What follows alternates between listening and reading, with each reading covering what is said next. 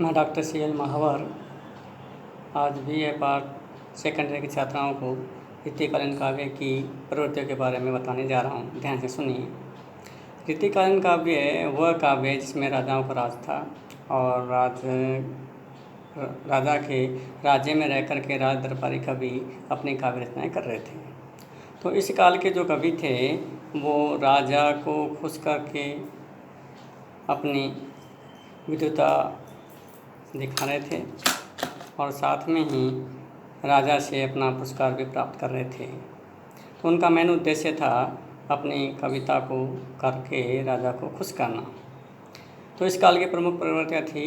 तो पहली थी उसमें राजाश्रय की प्रधान था कि इस काल के जितने भी कवि थे वो सारे के सारे किसी न किसी राज्य के दरबारी कवि थे और किसी न किसी राजा से अपना आश्रय प्राप्त कर रहे थे और उस राजा को अपनी काव्य कला के माध्यम से अपनी कविता करके खुश करके उससे पुरस्कार प्राप्त कर रहे थे। इसलिए कहते हैं कि इस काल के जितने भी कवि थे वो राजा के राज दरबारी कवि थे और राजा से राजाश्रय प्राप्त करके अपनी काव्य रचना कर रहे थे। नंबर 2, रीति ग्रंथों का निर्माण एवं रीति निरूपण। अर्थात रीतिकाल के अंतर्गत रीति जो थी, रीति परंपरा थी, अर्थात जिसे कहें कि काव्य रचनाएँ जो संस्कृत काल से चली आ रही थी, काव्य के जो नियम थे उन ग्रंथों लक्षण ग्रंथों के आधार पर रह करके इस काल के कवियों ने अपनी काव्य रचनाएँ की। उस काव्य का उन्होंने पूरा पालन किया जो रीतिकाल के अंदर रीतियों का जो परंपरा के छंद है, अलंकार है, प्रबंध हैं, मुक्तक है, इस प्रकार से जो रीतियाँ थी उन रीतियों का उन्होंने पूरा ध्यान रख करके अपनी जो काव्य रचना थी उसका निर्माण किया। नंबर 3, नख शिख सौंदर्य का वर्णन। इस काल के कवियों ने अधिकतर नारी के नख शिख अर्थात नारी के सौंदर्य का वर्णन किया। ऐसे कहें कि नायिका के रूप का वर्णन इस काल के कवियों ने किया और नायिका को इस रूप से प्रदर्शित किया कि राजा को खुश किया।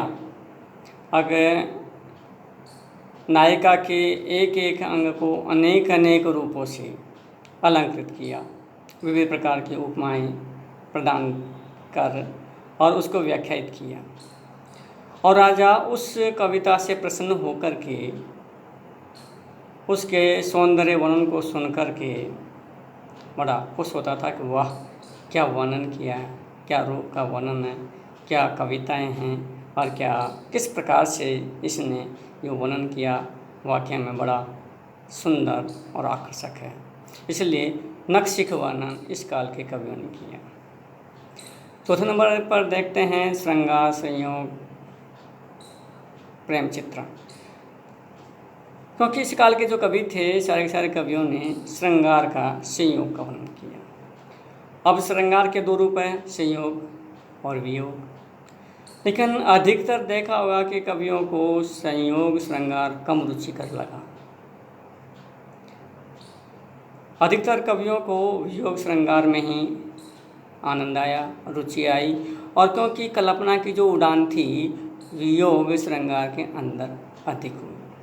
संयोग श्रृंगार में क्या हुआ कि संयोग होने पर जो कल्पना की उड़ान थी वो उतने नहीं हो पाए, लेकिन फिर भी इस काल के कवियों ने संयोग श्रृंगार का वर्णन किया। अक्सर प्रकार से प्रेमी और प्रेमिका मिलते हैं और मिलने के बाद में जो श्रृंगार का रूप का जो वर्णन है, प्रेम का जो रूप है, प्रेम का जो चित्रण है, उसका चित्रण उन्होंने बखूबी के साथ में अपने काव्य में किया।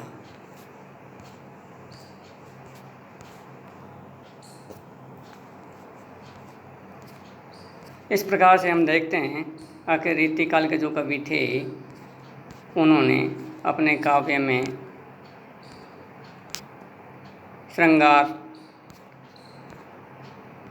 के संयोग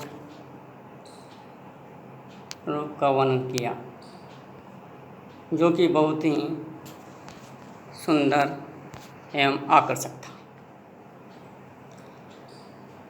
अब हम करें कि वियोग वर्णन, हम बात देखें वियोग श्रृंगार का वर्णन, क्योंकि मैंने बताया कि जो श्रृंगार का जो वर्णन था उसमें इस काल के जो जितने भी कवि थे उसमें हर कवि को वियोग वर्णन रुचिकर लगा। क्यों? अब जब वियोग होता है तो उसके अंदर एक मन के अंदर एक तर्पण होती है, एक विचलन होता है, एक भावना जो पनपती है वो वियोग के अंदर आती है। अनेक जो कल्पनाएं मन में उठती है तो वियोग में उठती है। अतः इस काल के जितने भी कवि थे उन कवियों को वियोग का जो वर्णन था वो रुचिकर लगा और उन्होंने उस वियोग वर्णन को रेखांकित किया। वियोग के अंदर कवि की कल्पना की उड़ानें बहुत दूर तक जाती है और मन किस प्रकार से क्या क्या कल्पनाएं कर बैठता है, उन कल्पनाओं को कवि ने अपनी विविध प्रकार से वर्णन किया। आखिर मन में क्या क्या विचार, कैसे कैसे विचार आते हैं जब प्रेमी पास में नहीं होता वियोग के अंतर्गत। इसके बाद में देखते हैं 6 नंबर पर नायक नायिका का भेद वर्णन। रीतिकाल को देखा जाए तो रीतिकाल के अंतर्गत नायिका के रूप का वर्णन ही किया गया है और नायिका के विविध रूप हैं, अर्थात नायिका के 8 रूप हैं। उन 8 रूपों का इस काल के कवियों ने अच्छे प्रकार से वर्णन किया। हर एक कवि ने जो जिसको जैसा रुचिकर या जैसी रुचिकर नायिका लगी उसके रूप का वर्णन उस काल के कवियों ने बड़ी बखूबी के साथ में बड़े सुंदर सौंदर्य का वर्णन किया। जो 8 प्रकार की नायिका हैं उन 8 ही नायिकाओं का जो रूप का जो वर्णन है, 8 प्रकार के जो नायिकाएं हैं उनके अंतर्गत कैसी कैसी भावना किस किस रूप में कैसे कैसे आती है, उन सब का वर्णन उन्होंने एक मंझे हुए एक जिसे कहें कि अंतर मन से जो भावना उठी उन भावनाओं को उन्होंने इस रूप में चित्रित किया कि हर एक व्यक्ति उनको सुन कर के पढ़ कर के वैसा अनुभव करते हैं कि वास्तव में ऐसा उनके मन के अंदर भावनाएं आती है या ऐसी भावनाएं उनमें होती थी या होती है। तो ऐसे नायिकाओं का रूप का भेद और उन नायिकाओं का वर्णन उन्होंने किया। अब क्योंकि प्रकृति है जो कि उद्दीपन का कार्य करती है, 7वें नंबर पर जो प्रकृति का चित्रण, क्योंकि आसपास का जो वातावरण होगा वह भी उस वातावरण में महत्वपूर्ण स्थान रखता है।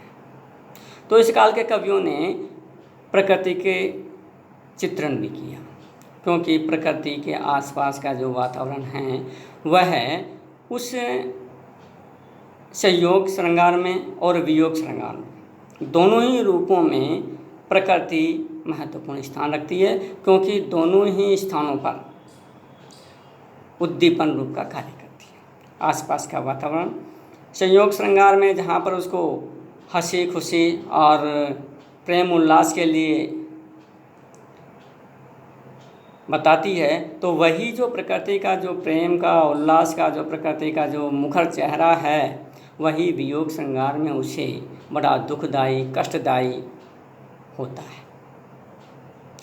तो इस काल के जो कवि थे, इस काल के कवियों ने प्रकृति का चित्रण है भरपूर किया, क्योंकि प्रकृति है तो प्रकृति के माध्यम से ही नारी के नायिका के रूप का वर्णन भी निखरता है और आसपास का जो वातावरण होता है बड़ा सुखदायी या कष्टदायी होता है।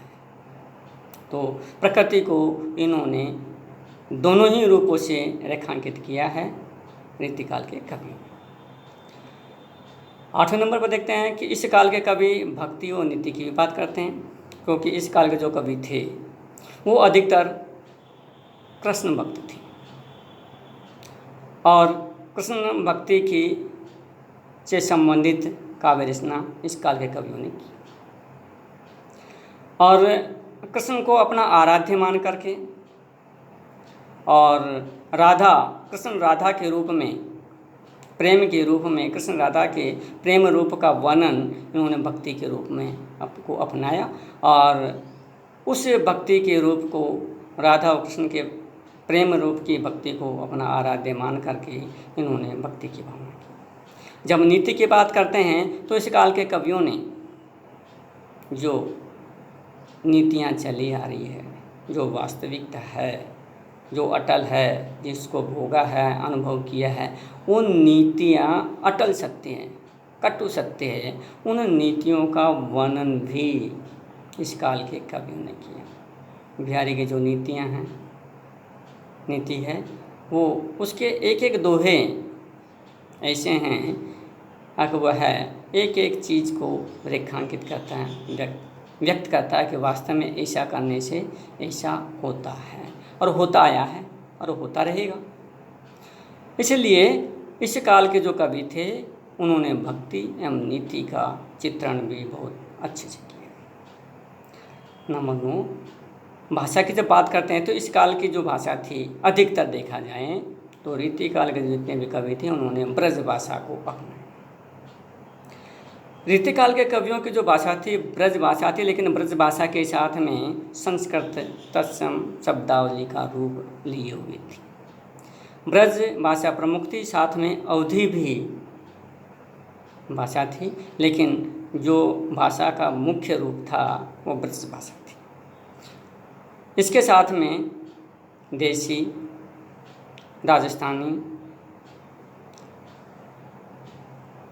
पंजाबी, संस्कृत, उर्दू, फारसी, इनके शब्द भी इस काल के कवियों ने अपने काव्य रूप में लिए। लेकिन प्रमुख रूप से देखा जाए तो ब्रज भाषा, क्योंकि उस काल के कवि थे जो कि भक्ति काल के बाद का दौर था, और भक्ति काल का जो दौर था उसमें जो कृष्ण भक्त थे वो अधिक थे, और कृष्ण भक्ति के जो काव्य के धारा के जो कवि थे उनकी मुख्य रूप से जो भाषा थी ब्रज भाषा थी। तो इस काल के जो भाषा को देखें तो संस्कृत तत्सम एवं तद्भव रूप लिए हुए संस्कृत भाषा का रूप था, लेकिन इस काल के कवियों ने सभी भाषाओं के शब्दों को अपने काव्य रूप में लिए। काव्य रूप एवं शैली, जब काव्य रूप की बात कहते हैं जिसमें छंदबद्ध भाषा थी, अर्थात इसमें लक्षण ग्रंथ, मुक्तक, प्रबंध काव्य था।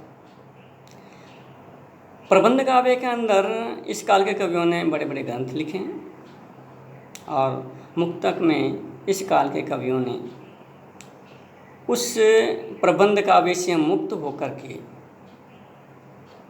मुक्त काव्य की भी रचना की। तो देखिए कि इस काल की जो शैली थी प्रबंध एवं मुक्तक शैली का रूप थी, और काव्य अच्छे थे।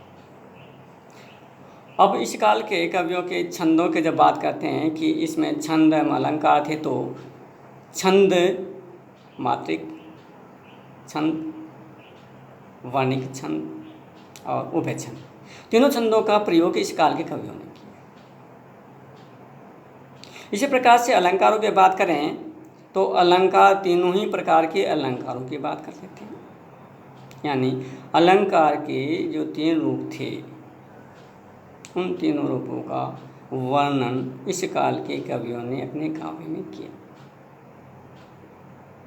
चाहे शब्दालंकार हो, चाहे अर्थालंकार हो, चाहे उभय अलंकार। तो देखा जाए कि इस काल के जो कवि थे, कवियों ने अपने काव्य को छंद में, अलंकार में रूप में लिखा। यानी छंद अलंकार का कहीं पर कहीं कोई भी किसी प्रकार का भंग नहीं है। इस काल के कवियों ने छंद और अलंकार का पूरा ध्यान रखा। तो इस प्रकार से हम कह सकते हैं कि रीति काल के कवियों ने छंदबद्ध काव्य की रचना की, मुक्तक एवं प्रबंध काव्य, और इस प्रकार से देखें कि रीति काल के काव्य की ये प्रमुख विशेषताएं थी। धन्यवाद।